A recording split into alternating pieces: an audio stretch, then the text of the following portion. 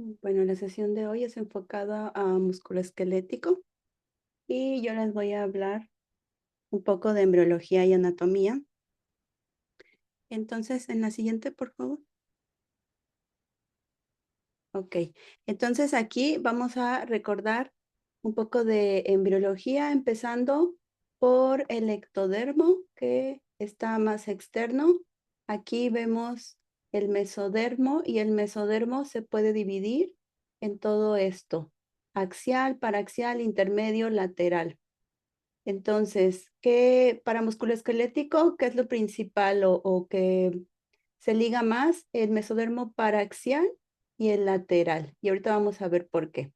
Y aquí esta imagen la quise mostrar porque vemos cómo el mesodermo, tanto el axial, paraxial, intermedio, se van, se van acomodando o van migrando de esta manera. Entonces vamos a recordar que el ectodermo va a dar lugar va a tener un ectodermo superficial y de aquí va a derivar la epidermis, el Radke pouch, el lens of eye, oral sensory, del tubo neural. Recordemos que va a dar origen al sistema nervioso, las neuronas, oligodendrocitos, astrocitos, células ependimales y neurocrestar, que va a dar lugar a la ganglia, adrenal médula, melanocitos, Schwann cells, y el del mesodermo, que es la capa en el medio, nos va a dar origen a los músculos, el hueso, sistema cardiovascular, el vaso, riñones, las células de la microglía y por último endodermo, la capa más interna, que se va a derivar el epitelio del tubo intestinal, pulmones, liver y se me fue la imagen, lo más poquito. Y la tiroides y el bladder. Ok, la siguiente, por favor. Entonces, el anterior era en el día 17. Aquí vemos en la semana 4 cómo a partir del mesodermo paraxial, de ahí va a aparecer las primeras somitas. Entonces, aquí vemos cómo está el mesodermo paraxial y el mesodermo lateral. Entonces, lo importante aquí es que del paraxial, de las somitas, se va a derivar en tres partes o va a formar tres estructuras: esclerotomo, dermatomo y el miotomo. Entonces, de aquí, ¿qué es lo que va a dar por secundario el esclerotomo? Los cuerpos vertebrales, el ánulus fibroso, las costillas. El dermatomo va a originar las meninges, la dermis, el miotomo, el músculo esquelético. Y vemos aquí que también se puede dividir en otros como el hipómero, que va a estar ubicado en el cuello, las paredes tanto lateral y ventral del tronco. El epímero va a dar lugar a los músculos de la espalda intrínsecos, y también el mesodermo va a participar en la formación de los limbs. Esto más o menos a la semana 4 y 5, en donde las extremidades van a rotar de superior a lateral y de inferior a la rotación medial. ¿Y por qué es importante esto? La siguiente, por favor. Entonces, una vez que logramos entender o acordarnos de los puntos tanto de dermatomas como de miotomas, nos puede orientar más al tipo, a la lesión.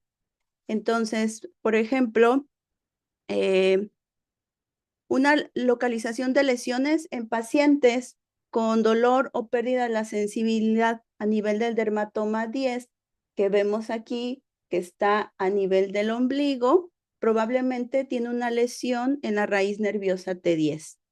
También porque es importante en los dermatomas, en el herpes zóster, porque recordemos que su reactivación va a seguir un patrón de dermatoma unilateral. Por lo regular nos ponen que de un solo lado del tronco, Y también puede ayudarnos en el síndrome de cauda equina, que va a afectar múltiples raíces sacras y por lo regular causa una disfunción de S2, S4. Esto para dermatomas. Y para miotomos, aquí les puse este dibujito para acordarnos en dónde, cuál es su representación principal. Entonces, la raíz C1, C2, ¿cuál es la acción? Va a ser la flexión cervical. C3, la flexión lateral. El C4 nos va a ayudar a la elevación de los hombros. El C5 a la abducción del hombro. C6, flexión del codo. C7 a su extensión. C8 se ve representado por el primer dedo. T1 nos va a representar abducción y aducción de los dedos. L2 representa la flexión de la cadera. L3 la extensión de la rodilla. L4 va a ser flexión plantar. Y L5 va a extender el primer dedo del pie. S1, extensión de la cadera. Y S2 también puede participar en la knee flexion. Entonces, la siguiente, por favor. Y aquí les puse un resumen para acordarnos del miotomo que va a dar lugar a los músculos y el dermatoma al área sensitiva. Entonces, lo mismo, si es C5, que nos pueden dar que haya una alteración en la fuerza para en el deltoides, por ejemplo. Y el dermatomo, ¿en dónde va a estar localizado? Lateral al hombro. Y high yield, acordarnos que aquí se ve envuelto también la lesión del nervio axilar.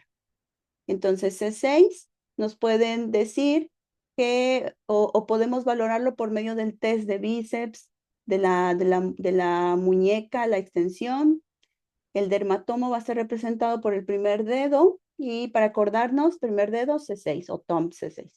C7 nos va a orientar porque nos pueden poner en el caso clínico que hay una alteración en la extensión del codo y el test clínico va a ser, nos pueden decir que hay una debilidad del tríceps. El dermatomo es en el dedo medio y en el C8 nos pueden decir que hay una alteración de la flexión del dedo y el Clinical 3 pueden poner que tiene disminución de la fuerza, que el puño está débil. El T1, por lo regular nos ponen que hay una atrofia de los músculos interóseos. En el dermatoma se va a ver en el antebrazo medial. Y el E2 pueden ponernos que hay una debilidad en la flexión de la cadera, que esto está representado por el músculo iliosoas, y L3 en la extensión de rodilla. Entonces pueden ponernos en el caso clínico debilidad del cuádriceps, el dermatomo medial y L4 en la dorsiflexión del tobillo, en la debilidad en tibial anterior, el test el dermatoma en la rodilla medial y pueden decirnos que está disminuido el reflejo patelar. Al igual el E5, extensión del primer dedo, nos pueden poner que hay un extensor, que hay debilidad del extensor alucis longus y esto, característica que es el foot drop. Y S1, por lo regular, nos ponen que no puede realizar, no se puede parar de puntitas y que está disminuido el tendón de Aquiles. La siguiente, por favor. Bueno, entonces aquí les puse un caso clínico, pregunta de Step 1. Entonces dice, esta lesión está localizada en la piel que es derivada de cuál de las estructuras embriológicas y tiene 55 años, hombre, has a painful carbuncle on his shoulder involving infected hair follicles.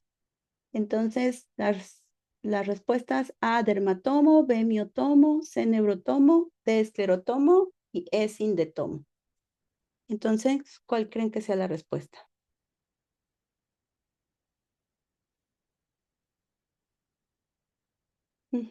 Sí, la siguiente. Entonces, sí, la respuesta es dermatoma. Y solamente aquí para recordar que el folículo del cabello está localizado en la dermis y que la dermis se deriva del dermatoma. Entonces, la siguiente, por favor. Bueno, la siguiente pregunta es, o el siguiente caso clínico, perdón, nos ponen un recién nacido con anomalías vertebrales, ausencia del primer dedo y malformaciones renales, y también tiene limitado la abducción de los hombros. ¿Cuál es el diagnóstico?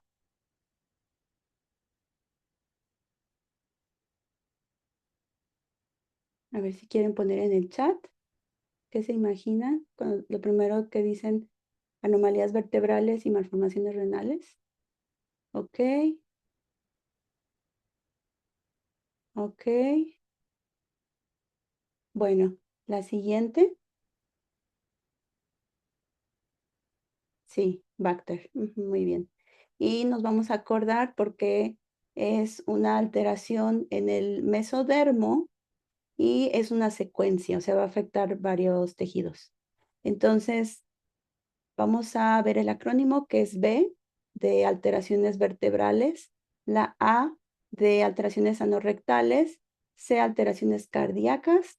Nos ponen que los niños tienen fístulas traqueoesofágicas, entonces TE. Tienen alteraciones renales y malformaciones en las extremidades, que recordamos viene del mesodermo lateral, las extremidades.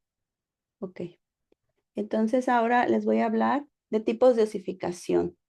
Entonces, ¿por qué es importante saber esto? Porque nos puede orientar a el tipo de alteración que ocurre con este hueso y así llegar más rápido al diagnóstico. Entonces, este tipo de osificación está formado o viene de células mesenquimatosas que se van a transformar directamente en el hueso. ¿Cuáles son los ejemplos?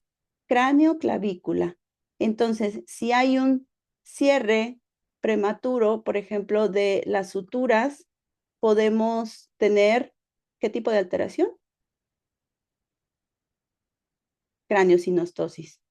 Y también si las fontanelas se cierran antes, puede también originar aumento de la presión intracraniana y también se puede ligar a displasias óseas congénitas. Y el dibujito, entonces vemos aquí cómo se va formando el osteoide, los ostocitos, la matriz ósea, y aquí este dibujito se me hizo interesante porque cómo está alrededor los osteoblastos, aquí los osteoclastos que se comen al hueso, y adentro están los vasos sanguíneos. Entonces, la siguiente, por favor. Bueno, entonces tenemos un casito clínico, no hay otras anomalías presentes, 6 meses. Nota que tiene abnormally shaped head with prominent forehead and fusion of the sagittal suture. ¿Qué estamos pensando? Bueno, la siguiente, la respuesta, yo lo había comentado antes, sagital craniosinostosis. La siguiente, por favor. Sí, muy bien. Entonces, aquí les puse este dibujito que yo recuerdo que esto fue una pregunta en el Step 1. Entonces, recordemos las suturas sagital, la coronal, la anterior ometópica que está aquí y la posterior on lambda. ¿Qué es lo importante? La anterior puede cerrarse hasta los 18 meses y la lambda es la que se cierra antes, entre 1 y 3 meses. Y aquí vemos, nos ponen cuál es la más común, que es la sagital, y aquí vemos dónde se encuentra la sagital, y esto nos va a dar un cráneo escafocefalia, que es el más común. Aquí en ambos dice que este es el segundo más común, que es coronal unilateral, que es el segundo más común y se llama plagiocefalia.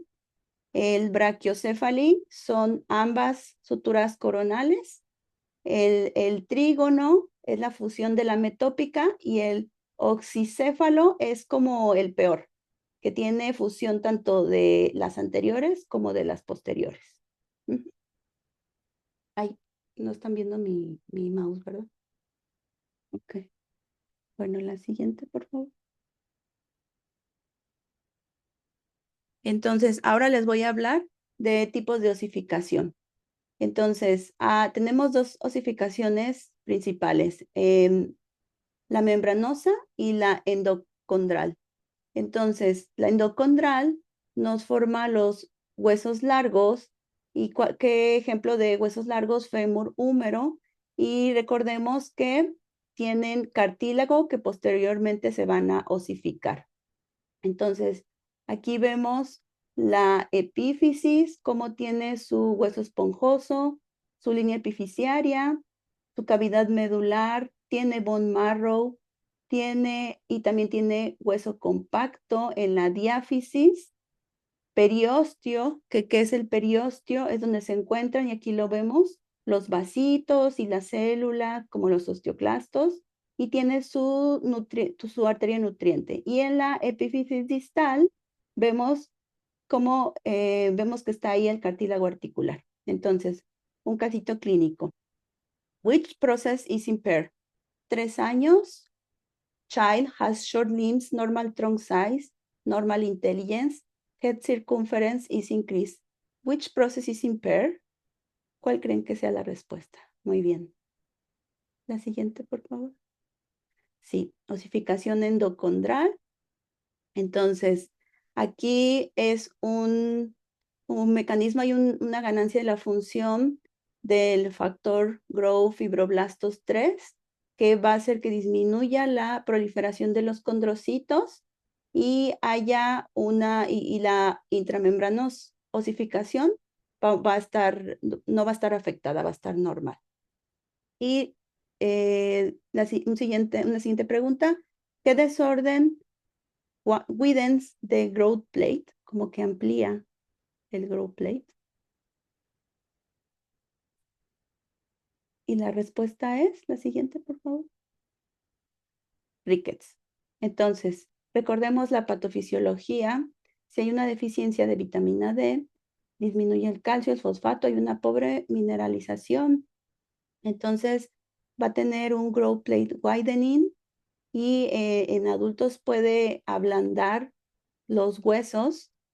Las características clínicas por lo regular nos mencionan que tiene bow legs, rosario, un rachitic rosary, y falla la osificación endocondral debido a que hay una pobre mineralización. La siguiente, por favor. Y aquí les quise representar el hueso normal, fracturas, y vemos cómo la fractura completa, hay una completa separación, desplazamiento, se pierde la continuidad, y las fracturas incompletas, vemos como la torus, no hay una pérdida de la continuidad. Sin embargo, en las fracturas de rama verde, que es la del medio, green stick fracture, vemos como sí hay un poco de pérdida de la continuidad, y también hay una fractura tipo Bowen fracture. Entonces, la siguiente, por favor. Ok, entonces un casito clínico. Una niña de 4 años, el mecanismo fall on outstretched hand, que por lo regular lo encontramos con el acrónico FOSH. Síntomas, dolor distal, el dolor es muy fuerte, está inconsolable. Examen, mild distal swelling, los pulsos están intactos, y la radiografía, vemos que hay una fractura. Dice presumed distal radius y una fracture. ¿Cuál creen que sea el diagnóstico?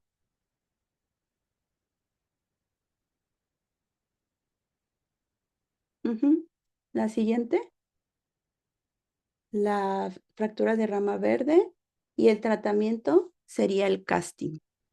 Entonces aquí alcanzamos a ver cómo el cómo no hay un desplazamiento y solamente se haría una reducción cerrada si existiera una angulación o el desplazamiento fuera significativo. Pero por lo regular, este tipo de fracturas son inestables y existe riesgo de mayor desplazamiento si no se inmoviliza adecuadamente. Por eso el tratamiento es casting. Entonces, se coloca el CAS de 4 a 6 semanas y estas fracturas suelen consolidarse sin complicaciones a largo plazo. Entonces, la siguiente, por favor. Y ahora les voy a hablar, bueno, este casito que dice 10-year-old boy falls from a bicycle, presents with pain, swelling around his distal radius, refuses to move his wrist, X-ray shows fracture through the growth plate extending into the metaphysis.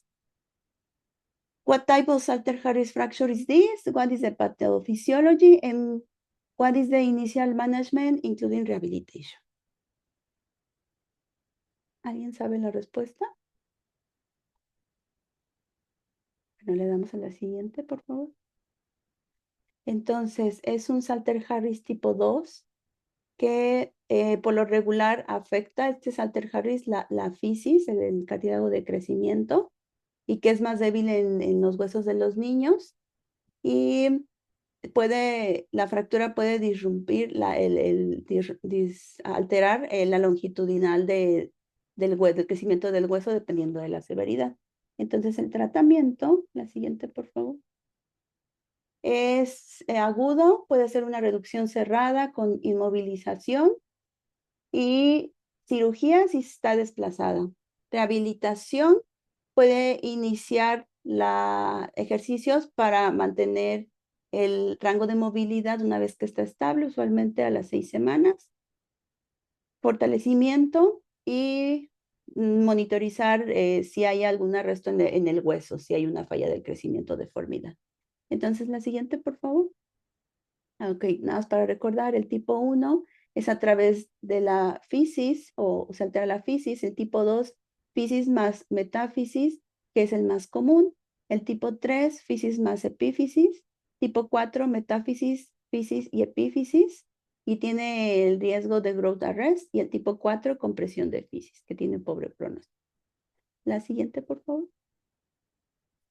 Ok, entonces aquí vamos a ver las palancas, que existe un primer género, segundo y tercero.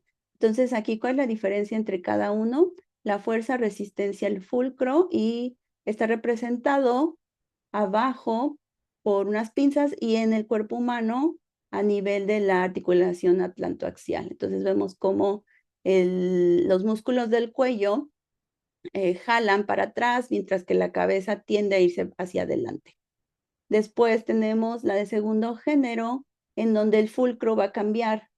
Entonces vemos que está adelante, el ejemplo clásico es de una carretilla, y vemos cómo el fulcro abajo está en las puntas de los pies, la resistencia está a nivel del tarso y la fuerza está a nivel de los gemelos. Y por último, y la más común, a nivel del bíceps, vemos cómo el fulcro está en el codo, la tensión, fuerza está en el bíceps o lo hace el bíceps y la resistencia está en la mano. Entonces, la siguiente, por favor. ¿Por qué es importante esto? Porque siguiendo esto o si empezamos a ver los huesos o las articulaciones de esta manera, podemos entender mejor cuando nos dicen que hay un cierto tipo de movimiento o de alteración en los huesos para llegar más rápido al diagnóstico. Y aquí tenemos un ejemplo. ¿Qué fuerza? Which mechanical force most directly explains displacement of the fracture fragments? Entonces, muy bien. La siguiente. La respuesta sería la B. Perdón, la C, torsión. Entonces, aquí nos está hablando de una fuerza de torsión. Y el siguiente casito clínico dice, which biomechanical factor most contributes to disease progression? Tiene 72 años, woman with knee osteoarthritis, has medial joint space narrowing. Entonces, ¿cuál creen que sea la respuesta? Sí, la respuesta es la B. La siguiente, por favor. Entonces, aquí, si el varo si la rodilla se encuentra en varo, o sea, así y así, tal, se aumentan las cargas. Entonces, esto hace la progresión de la osteoartrosis. La siguiente, por favor. Y por último, la irrigación. Entonces tenemos la irrigación del hueso cortical, hueso subcondral. El hueso cortical, vemos aquí su arteria nutricia, que entran y luego se ramifican. Y la epífisis, que va a estar irrigada por las arterias epifisiarias acá. Y la circulación colateral está limitada, es decir, esta parte está vulnerable a isquemia. Y por otra parte, el hueso subcondral tiene una escasa vascularización y está propensa a la necrosis avascular. Entonces, la siguiente, por favor. Entonces, aquí les quise poner ejemplos de qué huesos tienen riesgo de avascular necrosis debido a lo que anteriormente mencioné. Entonces, eh, dicen diagnóstico, los huesos afectados, que son la cabeza femoral, escafoides, el lunado, la vulnerabilidad, porque tienen un terminal blood supply que se puede ver comprometida por trauma o fractura. ¿Cómo nos pueden presentar el ejemplo? Con dolor, colapso, esclerosis en los rayos X y la slip capital femoral, donde se ve afectado en la epífisis del fémur proximal. Entonces aquí su patofisiología, debilidad en la fisis, que puede alterar el supply y tiene alto riesgo de necrosis avascular si está inestable.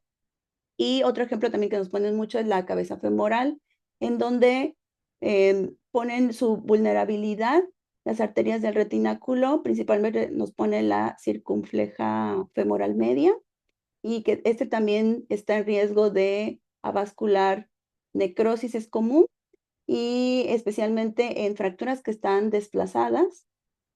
Y el green stick fracture, que es en la diáfisis, y este por lo regular raramente causa avascular necrosis debido a su supply.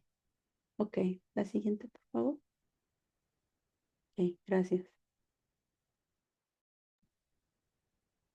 Bueno, continuando, vamos ahora a explicar acerca de la fisiología del músculo esquelético. Soy la doctora Esther Hurtado y vamos a iniciar con un caso clínico. Dice, what is the main problem causing her symptoms? Es una mujer de 32 años que viene a la clínica because of muscle weakness that gets worse at the end of the day. She has trouble keeping her eyes open and complains of double vision. Her strength improved after rest. Physical exam showed arthrosis and weak proximal muscles. Yo sé que muchos sabrán ya el diagnóstico, ¿verdad? ¿Cuál piensan que sería la respuesta o el diagnóstico? Es una mujer de 32 años, tiene debilidad muscular y empeora a lo largo del día. Perfecto, es miastenia gravis. Ahora, ¿cuál correspondería miastenia gravis aquí en la respuesta? Dice decreased release of acetylcholine from the nerve terminal, destruction of acetylcholine receptors on the muscle cells, blockage of voltage gate sodium channels o falla de la liberación del calcio, del retículo sarcoplásmico, incremento del breakdown of acetylcholine in the synaptic cleft. Sí, perfecto, es la B. Destrucción de los receptores de acetilcolina en la célula muscular. ¿Saben las otras respuestas a qué diagnóstico quedarían? Por ejemplo, una disminución en la liberación de acetilcolina en la terminal nerviosa. ¿Saben a cuál correspondería esa? Ajá, perfecto, botulismo, sí. Y la C, bloqueo de los canales de sodio, pero bloqueo total de los canales de sodio.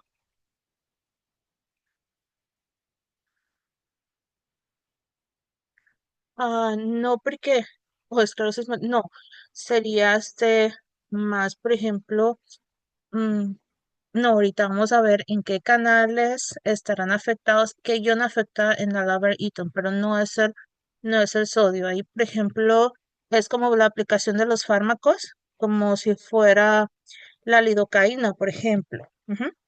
Y la D no se las voy a explicar ahorita porque es como sorpresa para después del caso clínico siguiente.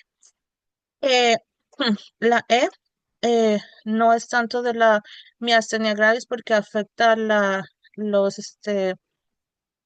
parte de synaptic cleft, no afecta a nivel postsináptico, ¿verdad? Entonces ese era como tricky porque era como un truco. Vamos a ver con este caso clínico, vamos a desarrollar el ejemplo de la unión neuromuscular. ¿Cómo comienza todo? ¿Podemos pasar a la siguiente, porfa? Bueno, la fisiología totalmente, como ya se explicó la embriología, vamos a explicar ahora la fisiología, el funcionamiento, cómo comienza todo ese movimiento muscular a partir de una señal nerviosa. La neurona motora, como vemos ahí, termina, ¿verdad? Con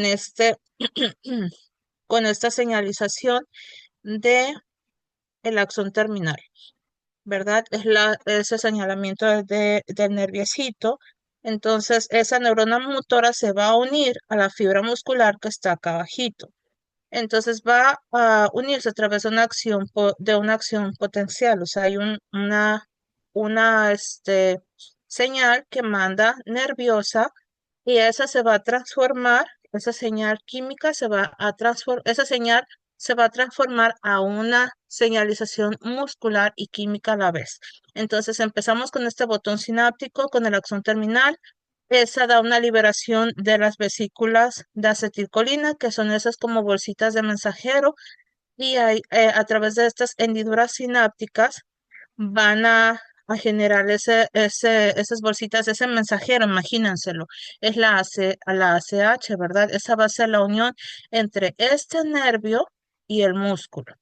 Ahora, esos receptores de ACH se van a unir hacia el músculo. Aquí se le va a llamar placa motora o motor end plate, que es una zona especial entre el músculo y las señales nerviosas. Vemos aquí, ¿verdad? Que está el synaptic cleft, pero es este pedacito lo que nos habla de la enfermedad de miastenia gravis, es exactamente acá. Esta sería el área postsináptica y esta sería el área presináptica. Vamos a hablar de casos clínicos, por ejemplo, afectando la área presináptica como la miastenia gravis, el botulismo, y el área postsináptica como la miastenia gravis. Entonces, presináptica, hablaríamos de botulismo, perdón, el Lambert-Eaton, y la postsináptica, miastenia gravis. O sea, hay que tener eso como claro. En la afectación del Lambert-Eaton son los canales de calcio. Entonces, estamos hablando aquí, ¿verdad? Es presináptico. Todo lo que está después de la señalización nerviosa, que ya es muscular, hablaríamos que está afectado aquí los receptores de ACH en el área postsináptica. Esa es la diferencia entre el Lambert-Eaton y la miastenia gravis. Aquí vemos también, ¿verdad? Un poquito más claro. Esta es, ¿verdad? El synaptic nerve, que es la señal nerviosa, la liberación de las vesículas sinápticas y la liberación de la ACH. Ok, todo esto para acá sería presináptica. Todo esto para acá sería postsináptica. Presináptica hablaríamos como de la señalización nerviosa y postsináptica ya cuando va a nivel muscular. Este pedacito entre la unión es el synaptic cleft, o sea, realmente no es la afectación de miastenia gravis todavía, porque la afectación serían los receptores de ACH en el área postsináptica. Bueno, ya quedando eso un poquito más claro, vamos a pasar a la siguiente, por favor. ¿Qué pasa aquí? Para que quede un poco más clara, ¿va? La señal del impulso nervioso es un potencial de acción que viaja hacia Este botón sináptico llega ahí la señal nerviosa a través de la acción terminal, libera ese calcio al nervio, ese impulso abre canales de calcio entre el terminal nervioso y entra el calcio. Entonces aquí en el área, este, ay, qué feo calcio, pero ahí está el nombrecito, ese es calcio. Entonces entra el calcio en nervio, se libera la acetilcolina. Ahora la acetilcolina se va a pegar a estos receptores, como estábamos viendo, ¿verdad? Estos receptores ya en el área muscular. Aquí estamos viendo la liberación de calcio. Se va a unir eso calcio. Entonces, ahora sí, va el paso 5 que entra ese sodio al músculo. Aquí ya estamos hablando de sodio, ¿verdad? Es como esa chispa inicial en el músculo, en el área posináptica. Al abrirse el receptor, entra el sodio y se forma una potencial de placa terminal, que sería esta, ¿verdad? Entonces, se genera el potencial ahora sí de acción muscular. Ese es un potencial de acción muscular. Ujú. Y ahora sí va a formarse la unión de actina con troponina y el candadito que va a hacer ahí en cuando ya no hay más entrada ni de ionas va a ser la tropomiosina. Pero ahorita vamos a explicar ese siguiente paso. Ahorita hay que diferenciar la señalización nerviosa, la entrada de calcio y la señalización muscular. Bueno, ya quedando un poquito claro esto, pasamos a la siguiente, por favor. O ya pasamos aquí. Bueno, aquí ya vamos a hablar del siguiente paso que ya está la unión neuromuscular, ahora va a ser la contracción, la excitación y la contracción muscular. Ya hay una señal eléctrica, ya entró el calcio, ya se unió y ya pasó hacia el área posináptica muscular, ya se abrieron los canales de sodio, los receptores de acetilcolina. Ahora la señal corre por ese sarcolema, ¿verdad? El sarcolema es la membrana de fibra muscular, entonces esta señal baja. Pasamos a la siguiente, por favor, para que está más clarito la otra imagen. Bueno, ahorita vamos a volver a esta. La siguiente, por favor. Ok, aquí está. Este, este que está aquí, ¿verdad? Ese es sarcolema. Entonces, esta es el synaptic node, que es como la señalización nerviosa. Aquí está la señalización muscular y esta va a ser la unión en la placa motora, el motor end plate. ¿Qué va a pasar ahora para que haya esa contracción? Entonces, en el sarcolema va a entrar hacia esa membrana de fibra muscular, va a viajar el potencial de acción y va a pasar a estos que están aquí, estos túbulos, estos túbulos que están ahorita ahí como en color azulito.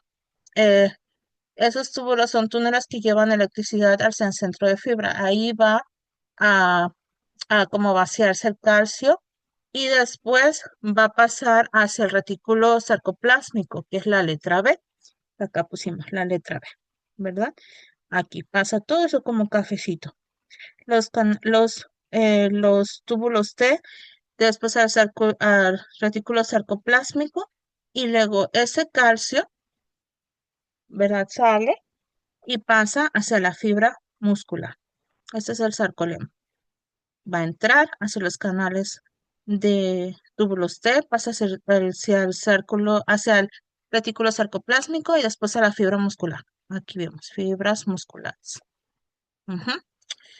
Y entonces allá se transforma esa señalización nerviosa eléctrica y se transforma en una señal química muscular que le va a decir como a tu cuerpo, a tu brazo, muévete hacia arriba, hacia abajo, ¿verdad? Por el potencial de acción nervioso. Entonces, vamos a pasar a la siguiente ahora sí, por favor. Esperemos que vaya quedando claro. Ujú. Vamos a leer el siguiente caso clínico. ¿Cuál es el mecanismo de esta enfermedad? Un hombre de 45 años se presenta con visión borrosa, boca seca, dificultad para tragar después de comer comida enlatada. Él también tiene debilidad muscular descendente y sus reflejos son disminuidos. ¿Cuál creen que es el diagnóstico? Son facilitos los casos clínicos. Sí, botulismo. Y entonces la respuesta sería,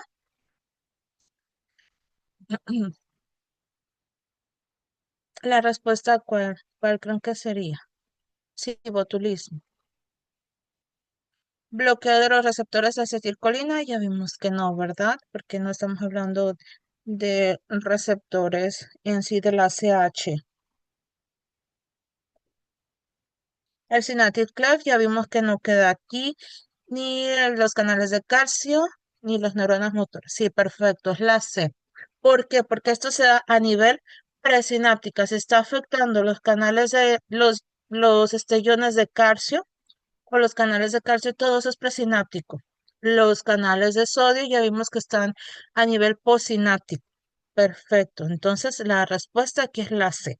El botulismo es otra enfermedad que afecta de forma presináptica. Pasamos al siguiente, por favor. No le doy las otras respuestas porque este ah, al siguiente ahorita regresamos aquí para no llenarlos de casos clínicos. Ajá, sí. Ahora, perfecto. ¿Qué va a hacer? Después de esto ya vemos la unión neuromuscular. Después de la señalización nerviosa que ya se transformó en algo químico, eso eléctrico a químico.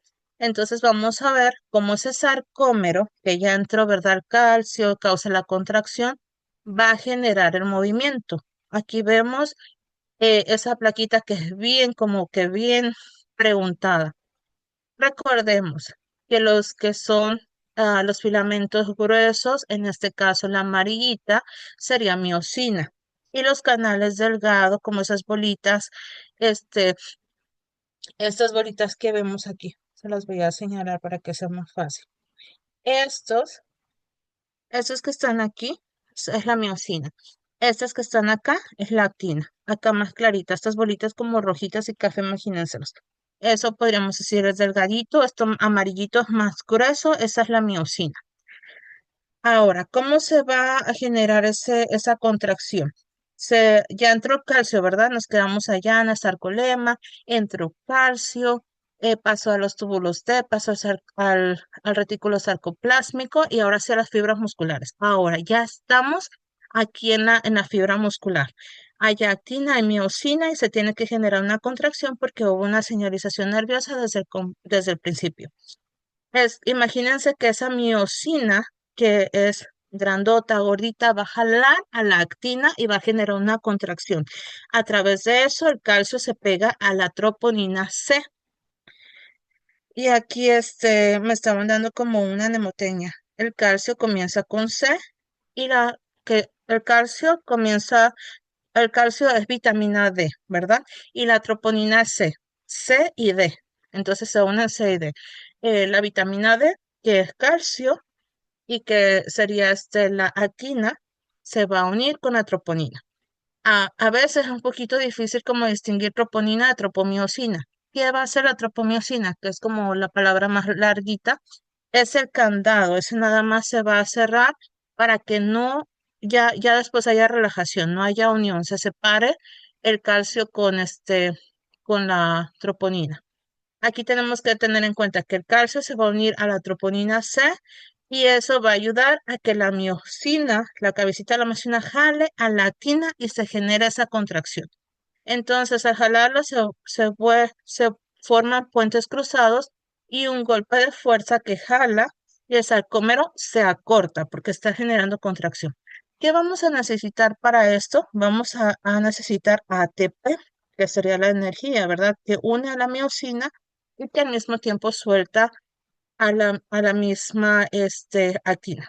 Ah, ok, la mnemotecnia es que me dieron el calcio es vitamina D, calcio, vitamina D. Y se une a la troponina, que la troponina se llama C, es troponina C. La C y la D se unen, ¿ok? Bueno, sí les funciona, pero realmente es que el calcio se une con la troponina C.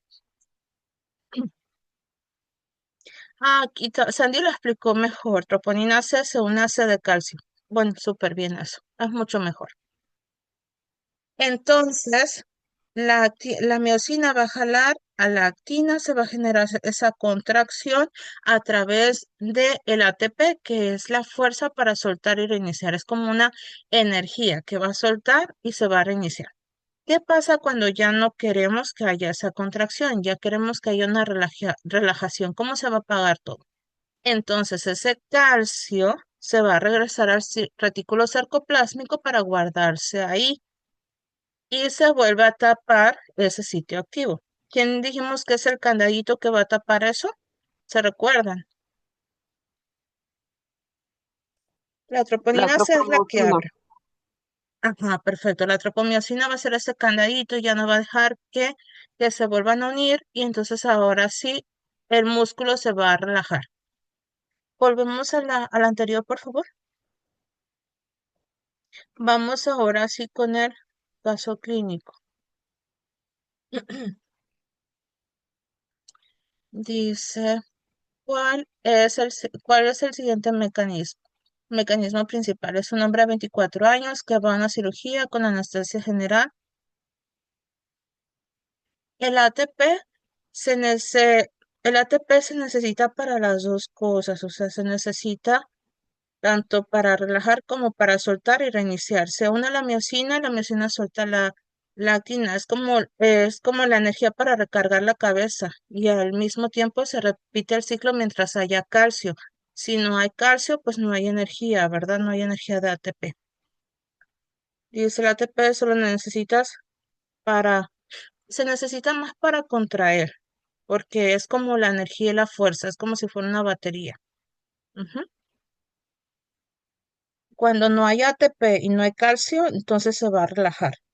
Se necesita el ATP como la fuerza, como ese power stroke para generar esa contracción.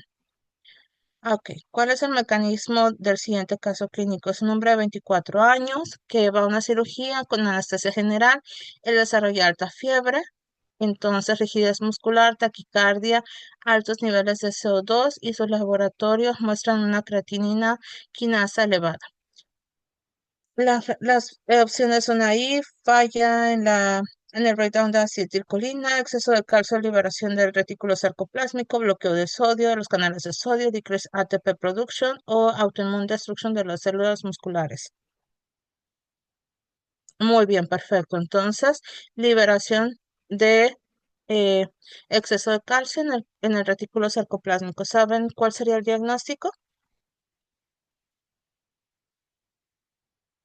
Ese es facilito también. Hipertermia maligna. Muy bien. Pasamos al siguiente, porfa. Al siguiente.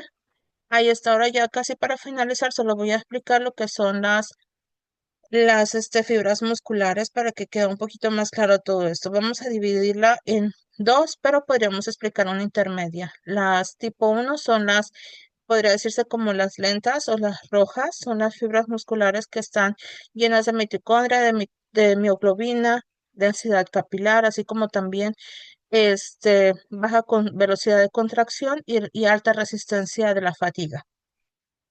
Estas se dan más cuando, por ejemplo, están haciendo maratón, hay ejercicio aeróbico, es un metabolismo oxidativo.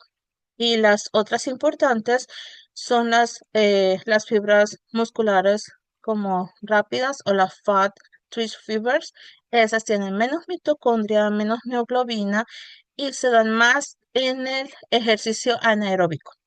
Entonces, cuando se genera lactato, cuando es para fuerza muscular o como es levantamiento de pesa o ejercicios como de choque y de fuerza muscular. Entonces, esas son las glicolíticas. Hay unas que son intermedias que se dividen entre lo aeróbico y lo anaeróbico, pero aquí las más importantes que tendríamos que diferenciar son esas fibras lentas y fibras rápidas. Las fibras lentas, recordar que es el ejercicio aeróbico como el maratón, y las fibras rápidas son las de fuerza muscular como levantamiento de pesas o algo así, como más anaeróbico. Y producción de lactato. Ahora vamos para el siguiente, por favor.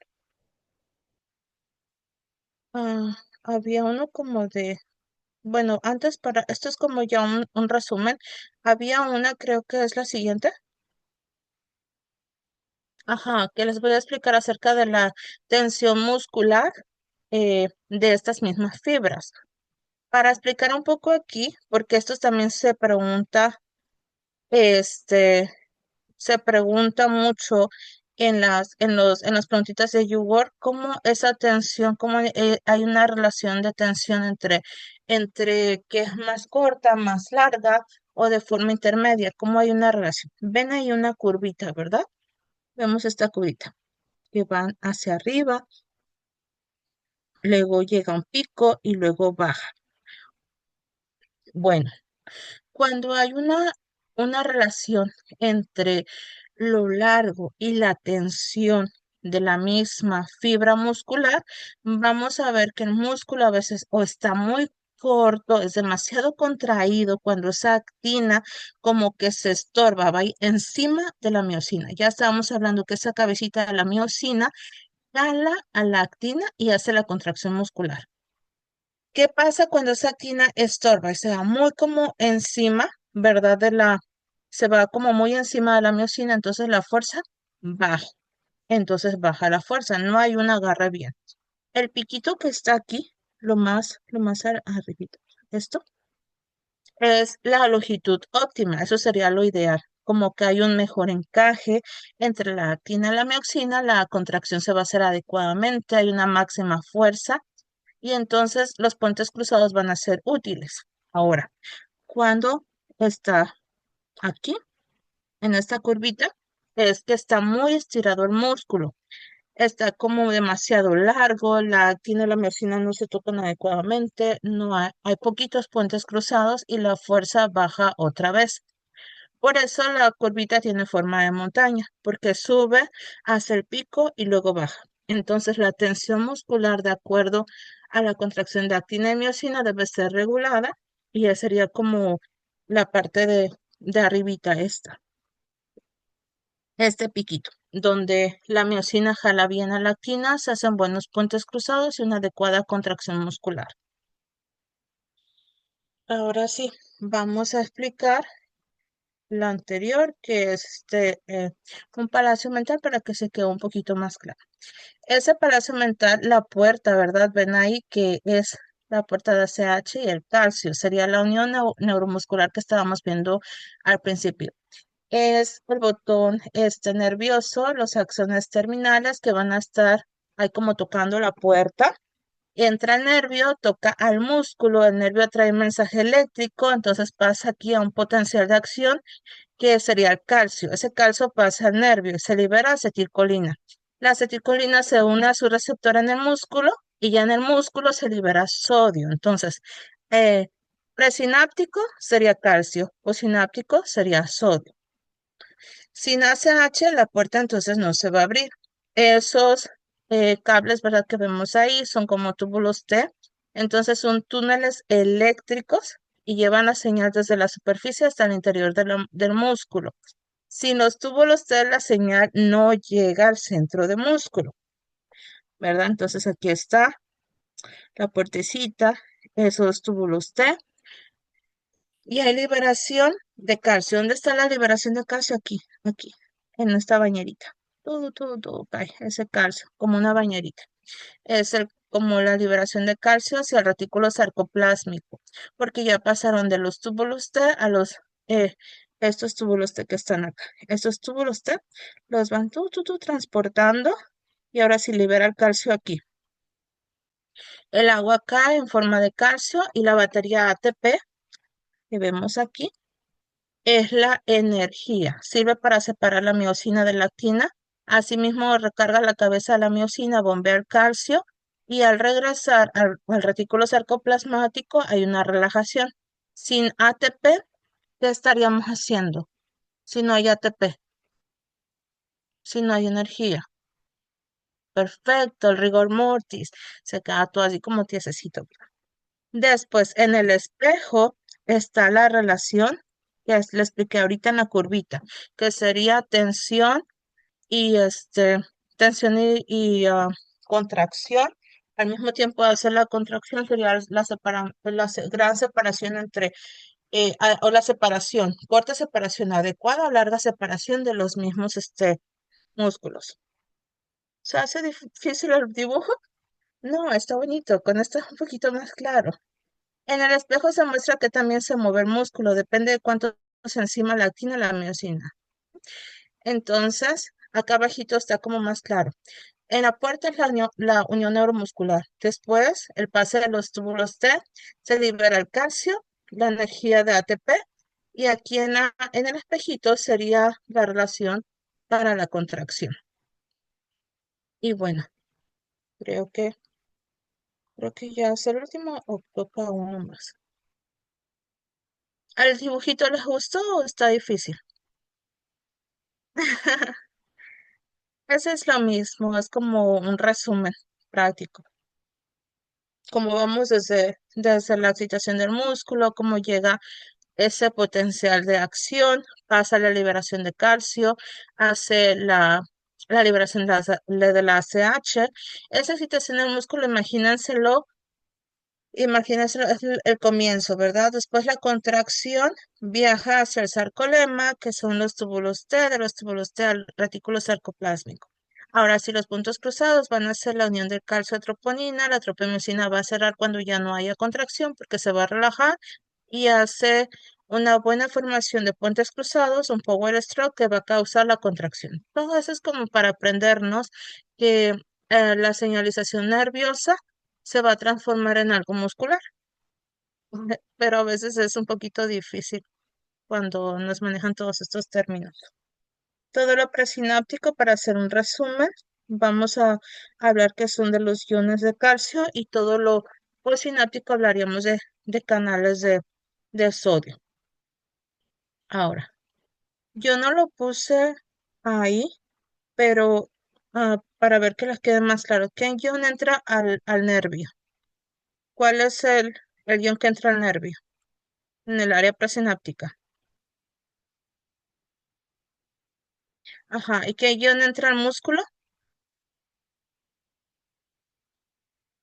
Perfecto, entonces el ion que entra al nervio es el calcio, el ion que entra al músculo es el sodio. ¿Quién lleva la señal eléctrica al interior, hacia el músculo? Están como unos canalitos que se llaman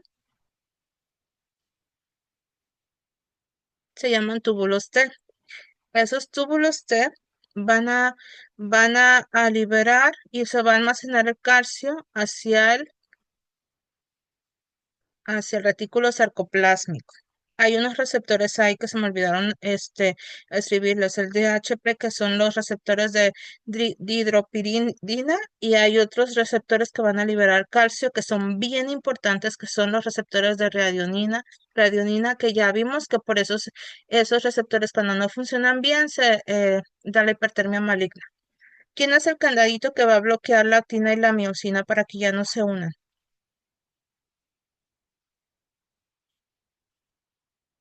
¿Quién es ese candadito? Tropomiosina, perfecto. Y bueno, hasta aquí sería mi parte. Muchas gracias. Muchas gracias. Bueno, ahora vamos a hablar de solamente de estos dos temas, embriología y fisiología, pero un enfoque clínicamente relevante hacia el USMLE Step 2 y el Step 3. Entonces, bueno, es más o menos los mismos temas, pero con las perlas de los Step 2 y Step 3. Entonces, vamos a ver aquí como en orden. Voy a poner aquí de otro color. A ver. Ok, entonces vamos a empezar con la primera parte hablando de embriología, hablando del mesodermo paraxial. Recordemos que pues nuestros dermatomas, miotomas y esclerotomas proceden del mesodermo paraxial. Entonces, haciendo como una recapitulación, ¿qué diagnósticos van a englobar esto? Van a ser malformaciones congénitas, alteraciones de osificación y síndromes con el retraso del desarrollo musculoesquelético. Ajá, un ejemplo de una viñeta, este solo es como un ejemplo, porque, pues bueno, realmente malformaciones congénitas óseas hay bastantes, alteraciones de osificación, etcétera, ¿no? Pero, por ejemplo, si nos presentan un niño con talla baja, deformidades óseas y retraso en centros de osificación, como que típicamente a lo mejor pensaríamos en un raquitismo o algo así nutricional. Estos datos también se presentan en los trastornos del desarrollo óseo y entonces es importante que lo relacionemos con el desarrollo del mesodermo paraxial. Ahora, ¿qué aplicaciones clínicas o clínicamente relevantes tienen los tipos de hueso? El principal como tema high yield que preguntan del hueso esponjoso es la osteoporosis, ¿no? Es el tipo de hueso que se afecta primero en la osteoporosis y es el hueso que tiene mayor superficie metabólica. Entonces, siempre que nos pregunten algo del hueso esponjoso, hay que pensar en osteoporosis. Ahora, cuando nos hablan de alguna fractura, por ejemplo, están hablando del hueso compacto. El hueso compacto es el que nos da todo el soporte y, pues, por ejemplo, la fractura que veíamos hace un rato en el caso clínico, pues sería una fractura de hueso compacto. Ahora, una viñeta como clásica, pues sería una mujer posmenopáusica con fractura vertebral o fractura del cuello del fémur, de la cabeza del fémur, y esta va a ser por una caída que no sea explicada por ejemplo, un vehículo, un accidente de coche o algo de alta energía, ¿no? Es solamente una caída de su propia altura o algo que no lo explique como de alta energía. Entonces la respuesta sería una alteración en el hueso esponjoso por pérdida del hueso trabecular, que pues son las trabéculas del hueso esponjoso. Ahora bien, algunos como datos high yield de la osificación. Entonces, por ejemplo, la osificación, pues nos contaba bien la doctora Sandy, que pues puede ser intramembranosa y endocondral. Em, pues aquí como que para fines de examen, casi todas, o sea, las respuestas van a ser osificación endocondral, prácticamente excepto la craneosinostosis o algo que afecte la clavícula. Entonces, la mayoría de nuestras respuestas van a ser asociadas a alteraciones de la osificación endocondral, porque es la que afecta a los huesos largos. Entonces, bueno, ese es como algo, como un tip y, por ejemplo, una viñeta en el caso de un niño como con raquitismo, ¿no? Entonces puede ser un niño con piernas arqueadas, ¿no? Retraso en el cierre de las placas epifisiarias, que era el caso que veíamos anteriormente, en donde como que se ensanchan, ¿no? Las placas, la fisis, entonces va a ser raquitismo o trastorno de la osificación endocondral. A menos que sea del cráneo, o sea, craneosinostosis, pues la respuesta va a ser endocondral. Ay, ahora sí. Ahora, como algunos tips de la biomecánica. Pues bueno, veíamos la ley de Wolf, que básicamente pues es que el hueso pues va cambiando conforme a la carga, ¿no? Que pues se ve, ¿no? Si se carga demasiado peso, pues las rodillas se pueden hacer en varo o en valgo, etcétera, ¿no? El hueso es una estructura viva que puede adaptarse a las diferentes cargas, ¿no? Entonces, ¿cuáles serían las patologías que nos pueden preguntar asociados a la biomecánica? Entonces, por ejemplo, una que preguntan es la inmovilización prolongada. La inmovilización prolongada, como no hay esta carga, está el paciente acostado, ¿no? Y sin carga en sus huesitos, se pierde hueso esponjoso. Entonces, hay algo pues, que se llama osteopenia, que es una pérdida pues, de hueso esponjoso.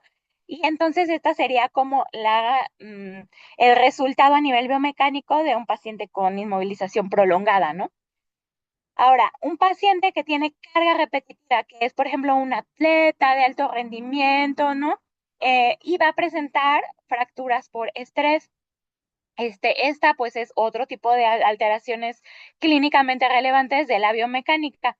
En todas estas, ya sea la inmovilización prolongada o por la carga repetitiva, el tratamiento de elección en la viñeta va a ser rehabilitación y fisioterapia, porque eso pues va a ser movimiento y como el origen es un movimiento ya sea disminuido o excesivo, un movimiento sano es lo que va a curar las alteraciones biomecánicas, ¿no? Entonces la respuesta como de Step 2 y Step 3 sería rehabilitación y fisioterapia. Ahora, por ejemplo, un ejemplo de viñeta sería un paciente después de una enfermedad cerebrovascular que tiene su extremidad inmovilizada, ¿no? La mitad del cuerpo, etcétera. ¿Y cuál sería la respuesta? Pues sería pérdida ósea acelerada. Ahora, hablando acerca de las palancas y fuerzas, que es esto todo como raro, ¿no? Que básicamente es el punto en donde la articulación y el músculo se jalan entre sí, ¿no? En donde la articulación pues es el fulcro y el músculo es la fuerza. Entonces, la forma en la que la fuerza ejerce su carga en el hueso, ¿no? Entonces, ¿cuál es nuestra aplicación clínica?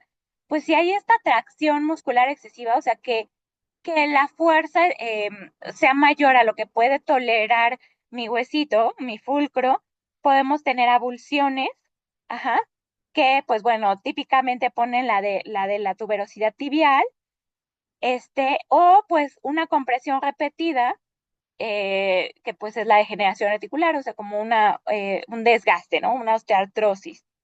Ahora, una viñeta típica de una aplicación clínica de la biomecánica es una del adolescente deportista con dolor súbito en la tuberosidad tisbial, que es la abulsión por tracción de Osgood-Schlatter, ¿no? Entonces, esta fuerza excesiva en la palanca, exacto, como obesidad.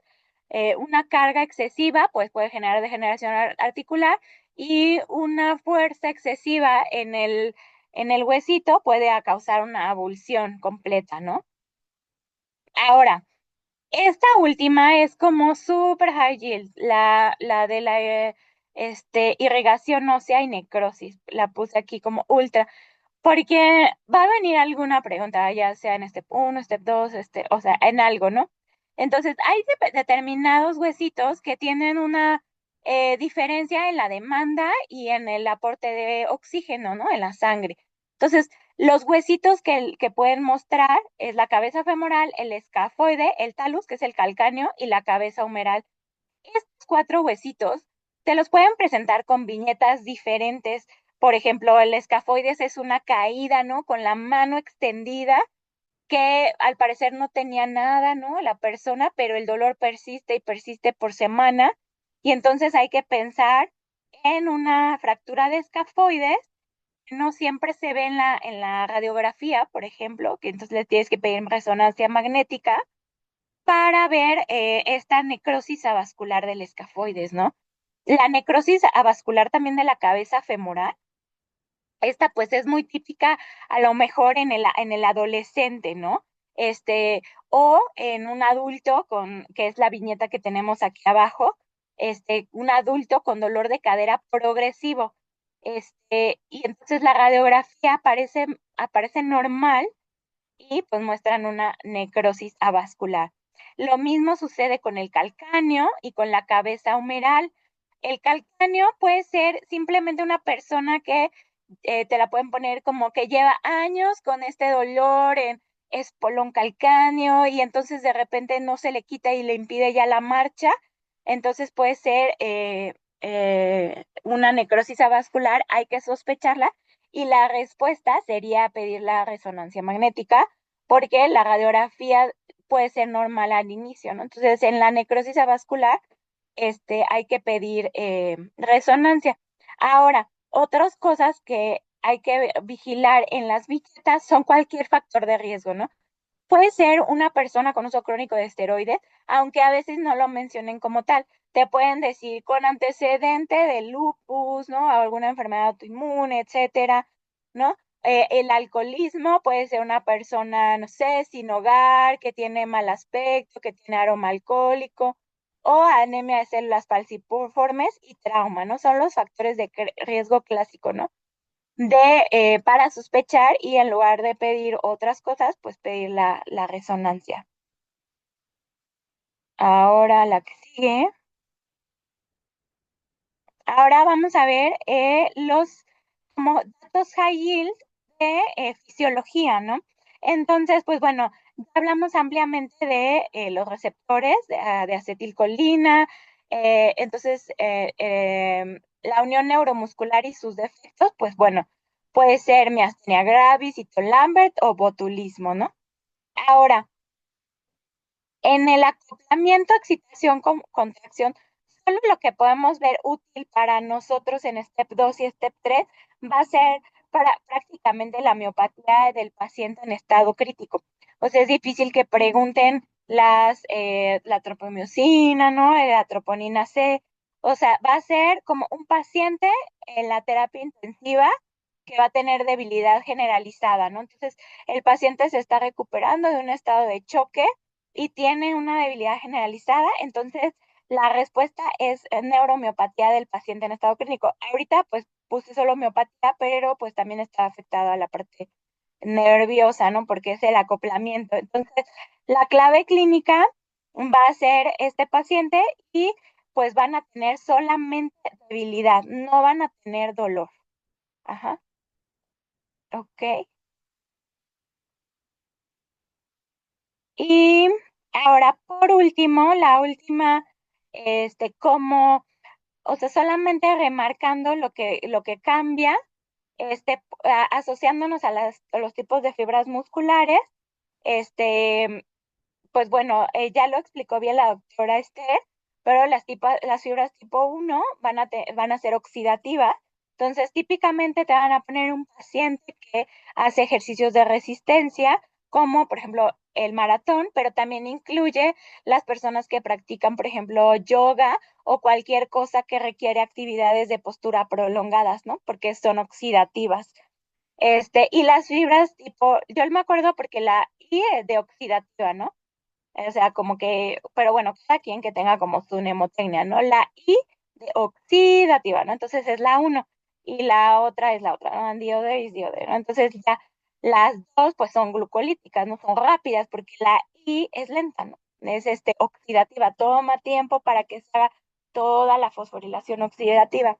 Entonces las tipo 2 van a ser las personas con ejercicios de potencia y pues bueno, la viñeta pues sería eso, ¿no? Las diferentes actividades del paciente. Ahora, ya por último, como las perlas nada más de ATP, calcio y contracción, que ya lo hablamos muy bien. Los fármacos, sería importante como que hay fármacos que hacen bloqueo del cleft sináptico, ¿no? De la unión neuromuscular, el botulismo, que bloquea la liberación de acetilcolina, y la miastenia gravis, que es una destrucción del receptor posináptico.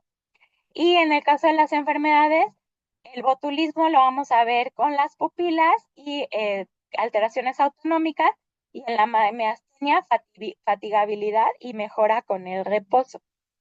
No sé si hay alguna duda o pregunta.